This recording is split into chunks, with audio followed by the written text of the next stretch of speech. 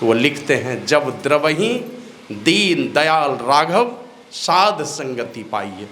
जिस दिन परमात्मा आपके दुख को देख करके द्रवित हो जाएंगे, उस दिन परमात्मा आपको उठा के कहाँ भेजेंगे?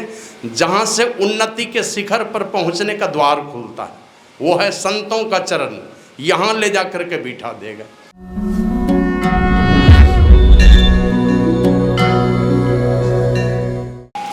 जीवन मुक्त ब्रह्म पर चरित सुनहि तजी ध्यान। जीते जी जो मुक्ति प्राप्त किए हो महापुरुष हैं, जो परमात्मा के रस में सराबोर रहते हैं, वे जीवन मुक्त महापुरुष भी समाधि की अवस्था को छोड़कर सत्संग के वचनों को सुनने के लिए आते हैं। तो मैं उन सभी संत महापुरुषों को नमन करता हूँ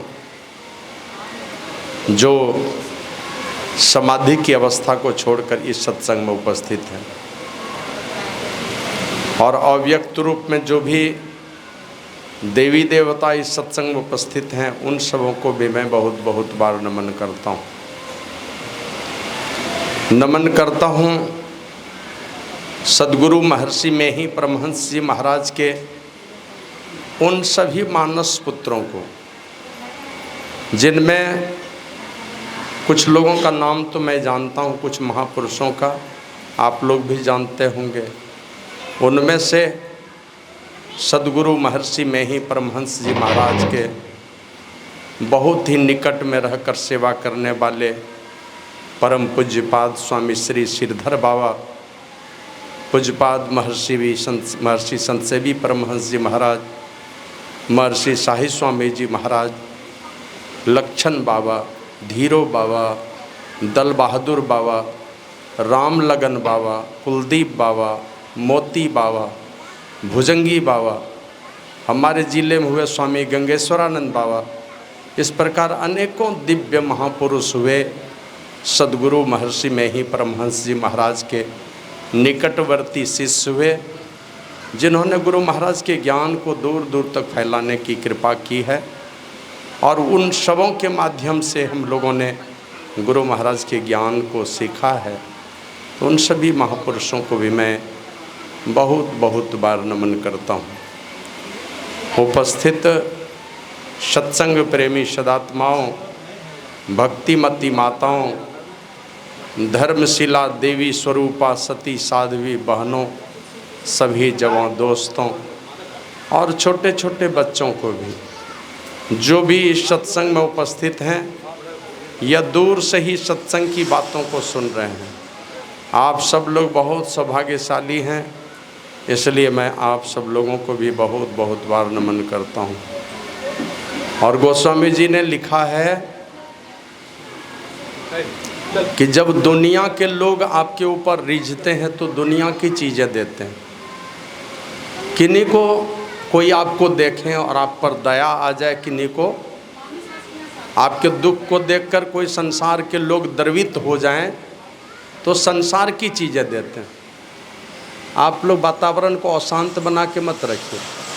कुछ सुनना है, एक तो पंखे की आवाज़ से आवाज़ साफ नहीं सुनाई पड़ती है, और आप लोग शोरगुल मचाते रहेंगे तो फिर ना बोलने में अच्छा लगेगा, और मन से जो कुछ भी बातें स्फुरित होती हैं वो स्फुरित ही नहीं होंगी। तो सुनिए मनोयोग पूर्वक। बच्चे को लेकर के, माता जी बच्चे को लेकर के आप टहलिए थोड़ी देर, शांत होकर के बैठिए। हम लोग जाते हैं और बोलने से तो घमंड होता है, लेकिन ज़रूरत पड़ने पर बोलना ही पड़ता है। हम लोग नौकरी चाकरी छोड़ करके सन्यासी बने हैं।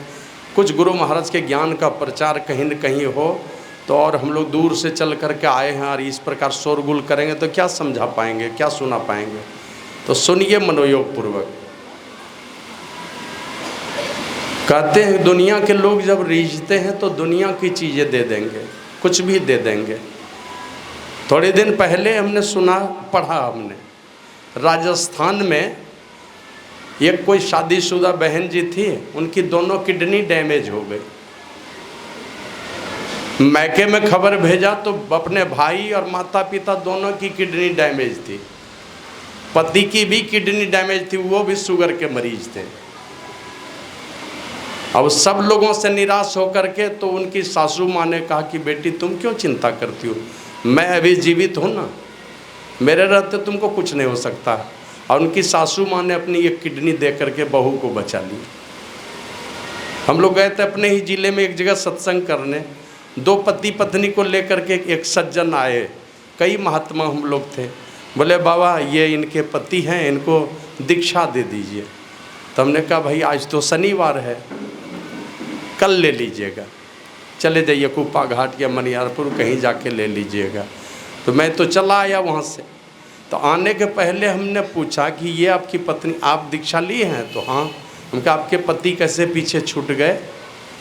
तो पता चला कि बहुत शराब पीते थे वो, उल्टा पुल्टा बहुत खान पान था, और संजोग से उनकी भी दोनों किडनी फेल हो गई थी, और देखने में भी खूबसूरत नहीं थे। पत्नी बड़ी खूबसूरत थी और वो सत्संगी थी, और शराबी पति मिला था। उस पति को अपनी किडनी दे करके, एक किडनी दे करके उनको बचा लिए। जब पत्नी के किडनी देने पर जान बच गई तब वो तैयार हो गया कि नहीं, निश्चित रूप से गुरु महाराज अच्छे संत हैं, उनकी शिष्या है मेरी पत्नी, इसीलिए तो हमें बचा ली, नहीं तो ये छोड़ के कहीं और चली जाती, मैंने बहुत कष्ट दिया है। तो इस प्रकार बहुत सारी घटना संसार में सुनते होंगे।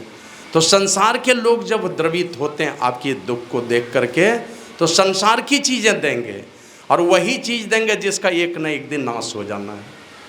लेकिन तुलसीदास जी महाराज कहते हैं जिस दिन परमात्मा आपके दुख को देख करके द्रवित हो जाएंगे, तो वो लिखते हैं जब द्रवही दीन दयाल राघव साध संगति पाइए। जिस दिन परमात्मा आपके दुख को देख करके द्रवित हो जाएंगे, उस दिन परमात्मा आपको उठा के कहाँ भेजेंगे? जहाँ से उन्नति के शिखर पर पहुँचने का द्वार खुलता है, वो है संतों का चरण, यहाँ ले जा कर के बिठा देगा। और पिछले नमूने को अगर कुछ नमूना मैं आपको सुनाऊं तो शायद आप लोग जानते होंगे यही, और मैं भूल भी गया।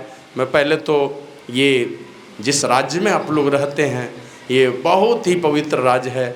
इस राज्य में जहाँ पर रामकृष्ण परमहंस जैसे महापुरुष, स्वामी विवेकानंद जैसे महापुरुष, यहाँ पर 3 नोबेल पुरस्कार विजेता वो रविन्द्रनाथ टैगोर हुए, अमर्त्य सेन हुए, जगदीश चंद्र बसु हुए, ऐसे पवित्र महापुरुषों की ये धरती है।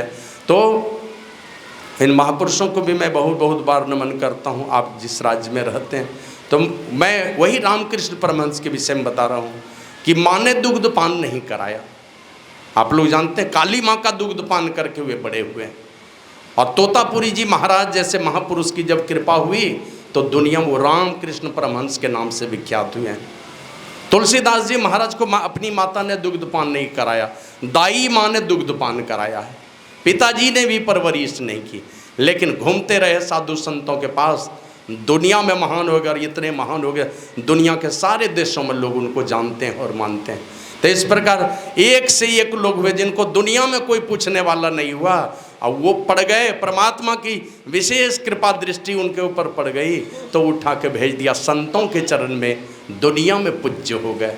इसी प्रकार तो आप सब लोग बहुत सौभाग्यशाली हैं जिनके अंदर में मन में कहीं भी संतों के सानिध्य में जाने की इच्छा, संतों के बातों को सुनने की भावना जैसे ही मन में प्रकट होती है, इसका मतलब है कि परमात्मा की प्रेरणा है।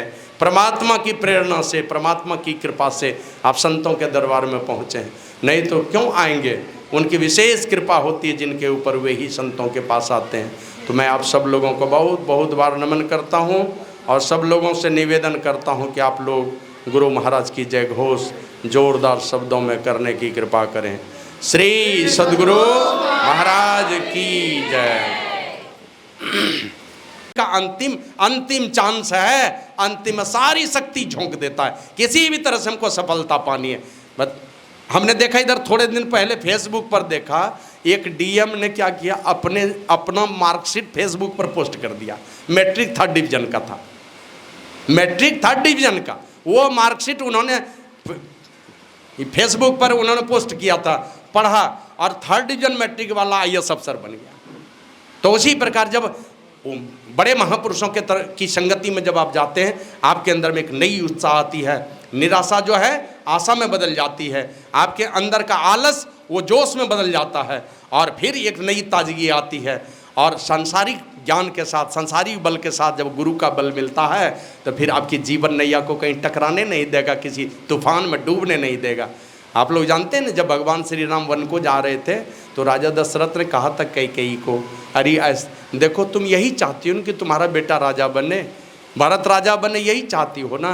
कहा कि दूसरा वाला जो वरदान है इसमें थोड़ा बदलाव कर लो, राम को वनवास मत भेजो, भरत को राजा बना लो, लेकिन राम के बदले में और कोई दूसरा वरदान तुम मांग लो, वो वन नहीं जाए, वो भी रहे यहीं पर इसी राज में। और उनको पता था मुझे जितना अयोध्या की प्रजा चाहती है ना, इससे ज़्यादा राम को चाहती है, क्योंकि माँ पिताजी के साथ हर जगह गरीब अमीर सबके घर पर जाके उसके दुख तकलीफ को देखते थे।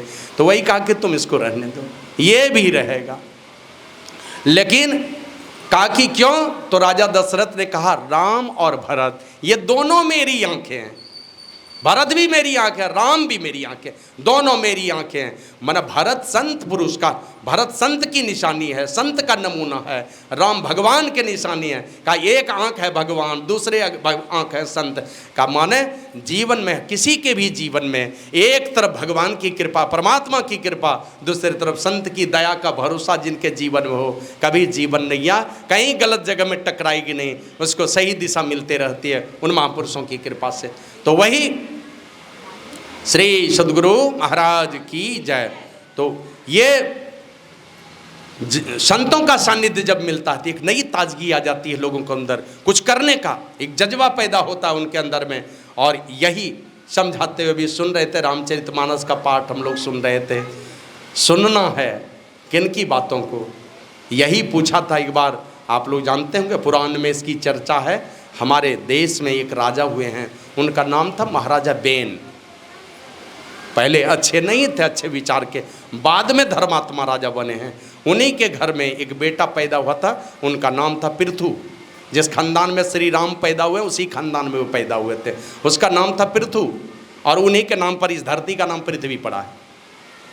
तो वह पृथु के पिताजी थे महाराजा बेन।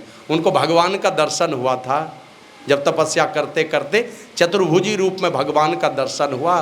तो भगवान उससे पूछते हैं, भगवान से ही पूछा उन्होंने, भगवान आप ये बताइए, ये हम अमर होना चाहते हैं, अमरता चाहते हैं, कोई ऐसा फल है जिस फल को खाने से हम अमर हो जाएं? कोई ऐसा फल बता दीजिए। तो भगवान ने कहा कोई भी संसार के किसी भी पेड़ में चले जाओगे, कोई पेड़ में ऐसा फल नहीं है जिसको खा करके तुम अमर हो जाओ। कहा फिर अमर होंगे कैसे? का वास्तव में इस संसार रूपी पेड़ के सबसे अमृत फल संत होते हैं। संसार रूपी पेड़ के सबसे अमृत फल संत होते हैं। किसने कहा? भगवान नारायण ने महाराजा वेन को। ये सत्संग योग में गुरु महाराज भी इसको लिखे हैं। तो कहा कि इस संसार रूपी पादप के सबसे अमृत फल होते हैं, वो होते हैं संत। उन संतों को जिधर से, मना उसकी मार खा लो, लात खा लो कि बात खा लो, किसी भी तरह से तुम्हारा उद्धार ही उद्धार होना, किसी भी तरह से उद्धार हो जाएगा तुम्हारा। तुमको फटकार लग जाए तो भी, और तुमको दुलार प्यार मिल जाए तो भी। इसी प्रकार की घटना है। जब भरत जी मारते थे, गेंद खेलते थे सब भाई मिल करके, भरत जी जब गेंद मारते थे पैर से शॉट लगाते थे ना, तो भगवान श्री राम उसको पकड़ लेते थे। अब पकड़ करके उसको हृदय से लगाते थे, चूम लेते थे, माथे पर ले लेते थे। तो लक्ष्मण जी पूछते थे, भैया जानता तो छोटा है, क्या ये भरत ने मारा उधर से, इतना लंबा शॉट मारा है, तो आप भी मार दीजिए इधर से। तो बोला अरे पगले, भरत तो संत है, संत। और संत की जब लात लग जाए किसी को या बात लग जाए किसी को तो वो पूज्य हो जाता है, वो लात मारने लायक नहीं रहता। तो भरत मेरा भाई वो तो संत है, संत। उसकी लात लगी है इस फुटबॉल में तो वो लात खाने लायक नहीं, वो तो सर पर रखने लायक है, माने वो चूमने लायक है, हृदय से लगाने के लायक है। किसी भी तरह से संतों का सानिध्य आपको प्राप्त हो जाए, वो आपके जीवन में क्या कहते हैं, आपके जीवन को अमरता की ओर ही भेजेगा। आप लोग जानते होंगे, यही रामचरितमानस अगर पढ़ते होंगे तो उसमें चर्चा है, अगस्त मुनि की चर्चा आप लोग सुनते होंगे, और एक सुतीक्ष्ण मुनि की भी चर्चा है। सुतीक्ष्ण मुनि तपस्या में बैठे थे, अंदर में श्री राम को देख रहे थे। अब बैठे हैं तपस्या में, श्री राम आए, वही रूप अंदर में देख रहे हैं। अंदर में देखते हैं और श्री राम सामने में खड़े। अब आंखें खोल ही नहीं रहे हैं कि मैं आंखें खोलूं और राम जी को देखूं, जबकि बाहर में खड़े हैं, श्री राम खड़े हैं, लक्ष्मण जी खड़े हैं और देवी सीता खड़ी है, वो आंख ही नहीं खोल रहे हैं। तो राम जी ने क्या किया, उनके अंदर में जो रूप दिखलाई पड़ रहा था वो रूप हटा दिया वहाँ से। अब जैसे हटा अंदर का रूप तो छटपटा करके आंख खोला है, आंख खोलता है तो देखता है सामने में प्रभु श्री राम। श्री सद्गुरु महाराज की जय। और एक छोटा सा निवेदन है, वो पहले भी शायद कहीं हमने कहा है, आप लोग जानते होंगे। हमारा एक संकल्प है, वो संकल्प क्या है, हमारे आश्रम में तो आश्रम है, गुरु महाराज की जयंती है, 20-21 अप्रैल का सत्संग है, साईं बाबा की जयंती है, दुर्गा पूजा है, सब कार्यक्रम बड़ा बड़ा कार्यक्रम वहाँ चलता रहता है लोगों के सहयोग से। लेकिन हम लोगों ने एक विचार बनाया है कि हम लोग हरिद्वार में गुरु महाराज के नाम पर परमानेंट लंगर समझते हैं, दिन रात भंडारा, माने 10 बजे दिन में शुरू होगा, वो 11 बजे रात में बंद होगा। भंडारा बंद नहीं होगा, सत्संग बंद कर लीजिए, आप समय पर स्तुति प्रार्थना ध्यान जो करना कीजिए, भंडारा नहीं बंद होगा। जो जाएगा 10-20 हज़ार लोगों के लिए आपको करना है व्यवस्था, डेली खिलाना है, जिनको खिलाना उन्हीं को खिलाइए। जहाँ से जाएंगे तीर्थयात्री तीर्थ करने के लिए, रहने और खाने का व्यवस्था हम लोग निःशुल्क, यही प्लानिंग है हम लोगों का। और उसके लिए हम लोग अभी ज़मीन तो और भी लेंगे, लेकिन अभी हम लोग फिलहाल 5 बीघा ज़मीन, यहाँ के हिसाब से 5 बीघा, लमसम 2.5 करोड़ रुपया उसमें लगेगा। तो हम लोग बात भी कर लिए हैं, 1 लाख एडवांस में टोकन मनी दे दिए हैं, और अगले महीने में कह रहा है एग्रीमेंट करने के लिए, तो उसमें 40-50 लाख रुपया देना पड़ेगा एग्रीमेंट में, और 6 महीने का समय देना चाहता है। ऐसे बोले हैं उसको कि 1 साल का दे दीजिए, एग्रीमेंट में हम 50 लाख पूरा देंगे, लेकिन 6 महीना में नहीं पूरेगा उतना पैसा। तो आप लोगों से निवेदन है, ये बड़ा कीर्ति का काम है, और दुनिया के देशों में ये संदेश जाएगा, दुनिया के अपने देश के सारे राज्य में ये सूचना जाएगी, और गुरु महाराज के कीर्ति का काम होगा। हम और आप तो 20-30 साल कितना जिएंगे, 30-40 साल जाएंगे ज़्यादा से ज़्यादा, उसके बाद तो राम नाम सत्य है, उसके बाद तो जिसको चलाना होगा, लेकिन गुरु महाराज की कीर्ति चलती रहेगी इसी तरह से। तो आप लोग थोड़ा विचार कीजिएगा, मोबाइल नंबर ले लीजिएगा, अकाउंट नंबर है ट्रस्ट का, ट्रस्ट के अकाउंट में डालना है, और उसमें हम लोगों ने विचार किया जो सामर्थ्यवान लोग हैं वो बढ़ चढ़ करके करें। अभी हम लोगों ने लगभग 60 लाख रुपये का वचन दान करवाया है, यूट्यूब के माध्यम से भी हम लोगों को पैसा आएगा, लेकिन आप लोगों से निवेदन है आप लोग बढ़ चढ़ करके उसमें सहयोग करें। और एकदम जो गरीब लोग हैं उनसे भी कहेंगे 500 दीजिए, 100 दीजिए, 200 दीजिए, कुछ भी दे सकते हैं, उसके लिए कोई ये नहीं है। लेकिन गरीब से गरीब आदमी 5000 देंगे तो हम लोग संगमरमर के प्लेट में नाम डालेंगे वहाँ पर, दोनों पति पत्नी का, और डालने का तो कोई 500 भी दे देगा तो कोई बात नहीं, वो भी सब ट्रस्ट में जाएगा, मेरे व्यक्तिगत अकाउंट में नहीं जाएगा, उसका ऑडिट होगा, समझे नहीं, इनकम टैक्स का रिटर्न फाइल होगा, वो सारा चीज़ होगा उसमें, ट्रस्ट के नाम से चलेगा वो सारा चीज़। तो आप लोगों से निवेदन है थोड़ा इस पर विचार कीजिएगा। श्री सद्गुरु महाराज की जय।